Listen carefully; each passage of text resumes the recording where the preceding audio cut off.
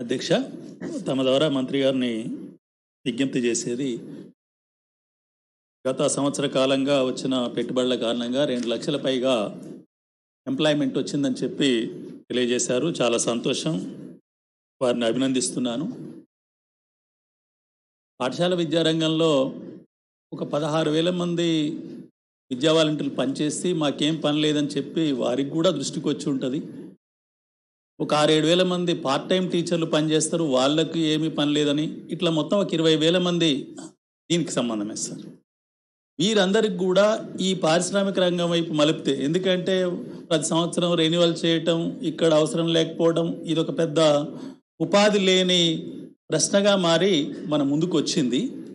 కాబట్టి వీళ్ళందరినీ కూడా ఈ పారిశ్రామిక రంగం వైపు, ప్రైవేట్ రంగం వైపు కనుక మనం ఉపాధి కొరకు మరలించినట్లయితే, పదే పదే మమ్మల్ని రెన్యువల్ చేయలేదు, మాకు ఉద్యోగం లేదు, ఇటువంటి రాకుండా ఉంటాయనేది నేను తమ ద్వారా వారికి తెలియజేస్తున్నా. ఇంకొకటి క్వశ్చన్ అవర్ సంబంధించింది.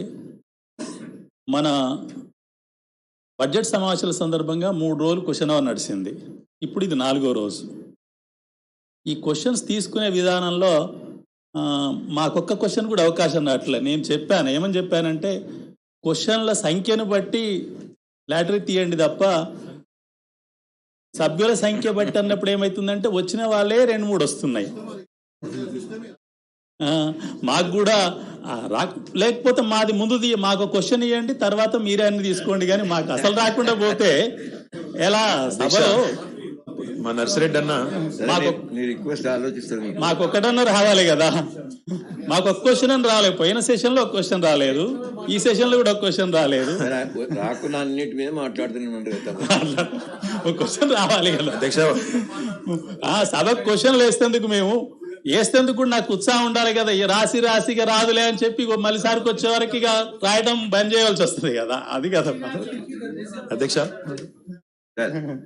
నిజానికి నేను 2 సభల్లో గౌరవ మంత్రివర్యులు అందరం కూడా మేము అక్కడ శాసనసభలో అటెండ్ అవుతాం సార్, ఇక్కడ కూడా అటెండ్ అవుతాం. వాస్తవం ఏంటంటే నర్సిరెడ్డి గారు, ఇక్కడ ఉన్నంత వాక్ స్వాతంత్రం కానీ, ఇక్కడ ఉన్నంత ఫ్రీడమ్ కానీ జీవన్ రెడ్డి గారు అక్కడ కూడా పనిచేసినారు, వారికి తెలుసు. ఇక్కడికంటే మీకు వెసులుబాటుకి ఎక్కడ దొరకదు. నిజంగా చెప్పాలంటే ఇక్కడ పరిమితమైన సంఖ్యలో సభ్యులు ఉండడం, అందులో ప్రతిపక్షంలో మీరు కొద్దిమంది ఉండడం వల్ల ఏంటంటే ప్రతి విషయంలో మీరు ధాటిగా ఏకధాటిగా బ్రహ్మాండంగా మాట్లాడే అవకాశం అన్నింటిలో దక్కుతున్నది.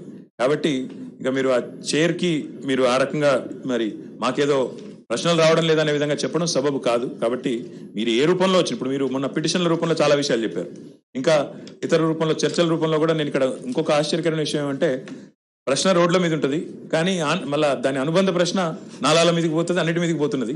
అయినప్పటికీ ప్రభుత్వం సిద్ధంగా ప్రతి సమస్యకు కూడా సమస్యకి సమాధానం, సందేహ నివృత్తి చేసే ప్రయత్నం చేస్తున్నది. మీరు మళ్ళీ ఇప్పుడు లేవనెత్తిన ప్రశ్న నిజాన్ని నాకైతే సంబంధం లేని ప్రశ్న. అది విద్యా వాలంటీర్ వ్యవస్థ అనేది మీరు అన్నట్టు ఆ పదంలోనే విద్యా వాలంటీర్ పదంలోనే స్పష్టంగా ఏమున్నది, అది గ్యారంటీడ్ ఎంప్లాయ్మెంట్ కాదు అనేది ఉన్నది. ఇప్పుడు లాస్ట్ 2 years నుంచి మనకు తెలుసు, అందరికీ తెలుసు, లాస్ట్ 2 academic years నుంచి ఓవరాల్గా చూసినట్టయితే విద్యా వ్యవస్థనే నడుస్తలేదు ఎక్కడ కూడా. ఇటు స్కూల్ బంద్ ఉన్నాయి, కాలేజీలు బంద్ ఉన్నాయి, అన్ని బంద్ ఉన్నాయి. కాబట్టి ఆ పరిస్థితుల్లో ఆ విద్యాశాఖ మంత్రి గారు ఇక్కడ లేరు, వారికి సంబంధించిన ప్రశ్న. కానీ మీరేమన్నారంటే వారిని ప్రత్యామ్నాయంగా ఇంకోవైపు మళ్ళిస్తే బాగుంటుందేమో అని సూచన చేసినారు. అందులో నేను మళ్ళీ మొన్ననే చాలా వివరంగా చెప్పాను నర్సన్న, మళ్ళీ కూడా చెప్తా ఉన్నాను. ఈరోజు ఈ పోటీ ప్రపంచంలో ముఖ్యంగా ప్రైవేట్ రంగంలో ఒక ఉద్యోగం కావాలి అన్నప్పుడు స్కిల్, రీస్కిల్, అప్స్కిల్, దానికి ప్రత్యామ్నాయం లేదు. మనం స్కిల్లింగ్స్ వారిని అందరినీ కూడా కావాలంటే టాస్క్లో ఎన్రోల్ చేయమంటే మీరు చొరవ తీసుకోండి, వాళ్ళందరినీ టాస్క్లో Telangana academy for skill and నాలెడ్జ్లో ఎన్రోల్మెంట్ చేపిద్దాం. వారి విద్యార్హతకు తగ్గ విధంగా వారికి ఎక్కడైనా ప్రైవేట్ రంగంలో అవకాశాలు కల్పించే ప్రయత్నం కలిసి సంయుక్తంగా చేద్దాం. మీరు వారితో సన్నిహితంగా ఉండేటట్టున్నారు కాబట్టి మరి అట్లాంటిది ఏమైనా ఉంటే తప్పకుండా వారిని మాకు ఇంట్రడ్యూస్ చేయండి. టాస్క్లో వారిని కూడా చేర్పించి వారి విద్యార్హతకు అనుగుణంగా ప్రయత్నం చేస్తాం. Thank you. 3706